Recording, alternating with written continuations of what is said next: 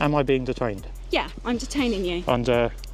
Terrorism Act. So I'm going to arrest you on suspicion of aggravated trespass. Is that okay?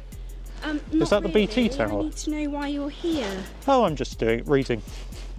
How did you get in? Oh, I just walked up the footpath. Okay. The gates are open. I don't think they are. Oh, I think they are. shouldn't be. I've recorded it. Okay. Have you got any identification on you, please? I might do. Let me see. I've got an ID. Yeah, can I have a look at that, please? Yeah, of course. Is this the right one? Yeah, that one. Please, please. But if you just hang fire here a second. Am I being detained? You're not at the moment, no. Oh, so I'm going to carry on if that's okay. You're free to follow me, but it's an ID, it's not my ID. Can you tell me who you are, please? Do I have to? Well, yeah, you're on police property. Oh, it's okay, I'll leave then. The exchange quickly reveals a clear contradiction in their approach as the officer confirms that absolute Audit is not being detained, yet the moment he uses the freedom and attempts to leave, they follow behind him and continue pressing for his identity, which immediately weakens the entire premise of the interaction, because if there is no detention and no clearly stated offense, then there is no lawful basis to keep someone engaged in conversation. The claim that simply being on police property automatically requires him to identify himself does not hold up either, because that is not a standalone power officers can use at will, and it does not create an automatic obligation.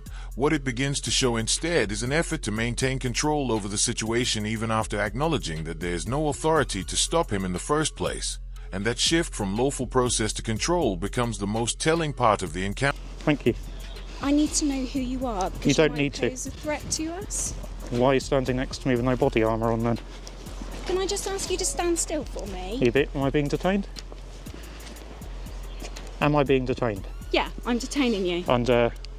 Terrorism Act. Oh, 43, fantastic. Yeah, is that all right? 43? Because I don't know who you are. You're not telling me who you are. I don't have to. You're dressed up very suspiciously. It's cold. And you are on police premises. Yeah, but the gate's open. I don't believe you, and even if the gate is open, you shouldn't be gaining access and you shouldn't be here. But it's publicly accessible, I thought. No, it's not. Well, the gate's open. And I'm being quite reasonable. I'm asking you for your name, I'm asking you for some ID. Yeah, but I don't have to give it to you. And you're refusing to do that. No, but I don't have to give it to you. So you're I now don't going to think. remain with me until some other police officers come and assist me. Well, I've offered to leave. I'm just saying it's private property. Okay, you're not entitled to film me, and I do not want my identity to be put online. Is that understood?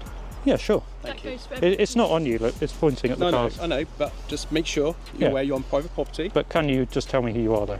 Not at the moment, no. The reasoning then shifts toward the idea that he might be a threat, and that creates an obvious contradiction, because if officers truly believed there was an immediate danger, they would not approach him so casually or remain within arm's reach while continuing the conversation, and that inconsistency weakens the claim from the start. The explanation then turns into a supposed detention under terrorism legislation based on how he is dressed and the fact he is standing on police grounds. Yet suspicion under that kind of power is not built on vague impressions, and it requires clear and specific factors that connect a person's actions to potential terrorist activity. And clothing or simple presence near a building does not meet that standard on its own. The claim that the area is not publicly accessible also becomes difficult to support when the gate is open and people are able to walk in freely, which further undermines the position and highlights the gap between what is being claimed and what is actually happening on the ground.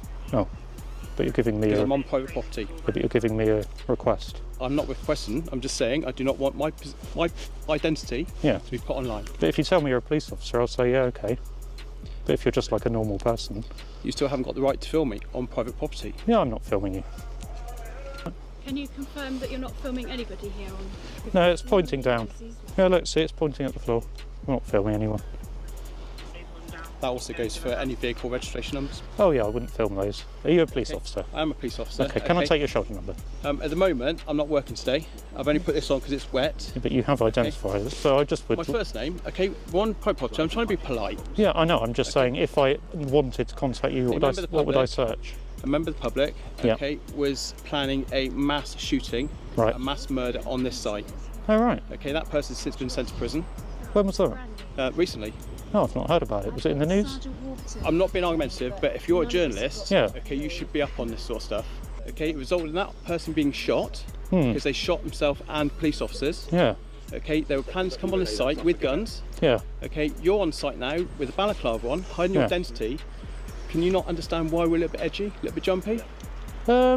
I could. Another officer then shifts the focus toward privacy and claims that his identity and even vehicle registration should not appear online because the area is private property, yet that reasoning carries little weight when everything being filmed is already visible to anyone standing there because police vehicles and their plates are seen by the public every single day. The same officer also refuses to properly identify himself and withholds his shoulder number while still choosing to involve himself in the encounter, which creates a strange contradiction because if he truly was not on duty, the clear option would be to stay out of the situation altogether. Instead, the explanation drifts toward a recent security scare and attempts to connect that to absolute audit simply because he is wearing a balaclava, which stretches suspicion far beyond what is actually taking place and replaces observable facts with assumptions that do not hold up under closer scrutiny.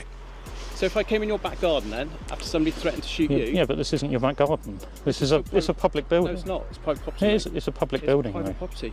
There's a reception. The gate's It's open. private property. Okay. At the end of the day, this is private property.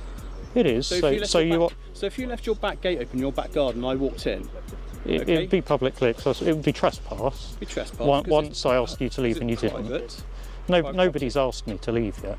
No, because we want to make sure that you're not a threat. Yeah, Okay. We sure. want to make sure that you are not planning an attack. Okay. Because by putting those vehicles online and by putting our faces online, you could potentially jeopardise that Yeah. and stop people from being prosecuted. Okay, so I would come back to that and say, one, I wasn't doing that. I was doing my report and just filming around. And my other point, which is a bit more argumentative, is you've walked up to the camera. So had I not been cooperative, I might have started, some people might have stuck it in your face and gone, no, I'm filming you. Okay. But I've gone, okay, fair enough. You shouldn't be filming on private property anyway. But I So- can, that's what I do. So Sometimes you have to go Can I up. come in your house and film you? No, but if the gate is open, you can come in, and then I if can I come in ask your you, garden if and- I ask you to leave, you would have to. Yeah. But nobody asked me. The comparison to someone walking into a private garden does not really fit what is happening here because a garden is clearly part of a home while this area was open and accessible, which makes the situation entirely different. Even if someone stepped onto land they were not meant to be on, trespass is usually handled as a civil matter and does not automatically bring police powers into play. The claim that filming officers could interfere with future cases also does not hold up because the recording only started after they chose to approach him, which means the situation was created by their own decision. What makes it even more unusual is that Absolute Audits had already made it clear he would leave if simply asked, yet instead of taking that simple and direct option, the officers chose to keep him there under detention while at the same time continuing to complain about his presence, which adds another layer of contradiction to the entire encounter. I've tried being nice. Yeah, I'm being nice. No, you're just coming back with arguments. The chap then that was talking about coming on site and murdering police officers, Yeah. shooting them with homemade machine guns. Yeah, but I've not done that. No, but if he'd come a And week he's in earlier- prison. Yeah, but you can't violate people's rights because of what might happen. For example, you're violating my rights at the moment, By how? where you've stopped talking to you've you? stopped my free movement. On private property. Yeah, I said I'm going to go to reception, and you guys have said no, you're staying here. There isn't a reception here. There is a reception here. There isn't. There is. It says on the sign. That's the training school reception for police officers. That's not for public. No, when I came in the gate, there's a reception. That's not here though. Well, I don't know where it is. I can't find it. Again, it's not for members of the public, it's for people visiting the site who have a legitimate reason for being here. Well, I who do. have signed in, who are going to sign in, who Yeah. have been invited onto the site. I would have signed in, but I And none can't of the find it. above apply to yourself. Yeah, but I can't find reception. You haven't been invited onto site, you haven't requested access to the site prior to entering it. Yeah, but I've used a public road, footpath to gain access. To go through a private entrance. Yeah, but the gate's open, so it's a private open. entrance and there's clear signs saying private property. Wow. And that's why the signs are there, to stop people like yourself coming onto the site claiming it was free access. Well, it is. Our barriers are closed. No, the gate's open. To go through a closed barrier. but which is it's open. designed as a deterrent to stop you coming in. Like, because what of the this? inside of it. That goes like that? Yes, that is a closed barrier. Yeah, but it's for cars. The explanation continues to rely on the idea that being on police property somehow makes the detention valid, yet that alone does not create powers that override a person's freedom to move, and it does not justify holding someone without clear lawful grounds. Acting on a vague belief that something might happen is not the same as identifying real behavior that supports a detention, and that gap remains obvious throughout the encounter. The attempt to argue that a vehicle barrier proves the area is restricted also fails to hold up, because a barrier designed to control cars does not automatically turn the space into a place where pedestrians are not allowed, especially when people are able to walk in freely and without restriction, which further weakens the claim being made. Isn't trespass that you can, if something is publicly accessible, which you're saying this It is isn't, not publicly accessible. This area is not public. but under the definition of the law, this is, because the gate's open. No, the gate isn't open because there's a physical barrier stopping you coming through. You chose to ignore that barrier. It's not stopping me. Do we know who you are yet, sir? No, I would argue that under Article 8 of the Human Rights Act, I don't have to give you any details. Okay, in that case... Is that okay? It's perfectly fine. You can have those rights. You can search me if that's what you're going to do. No. All I'm going to do at the moment, sir, is I'm going to arrest you on suspicion of aggravated trespass, okay? Why is it Section aggravated? 69 of the Criminal Justice Act and the Public Order Act, okay?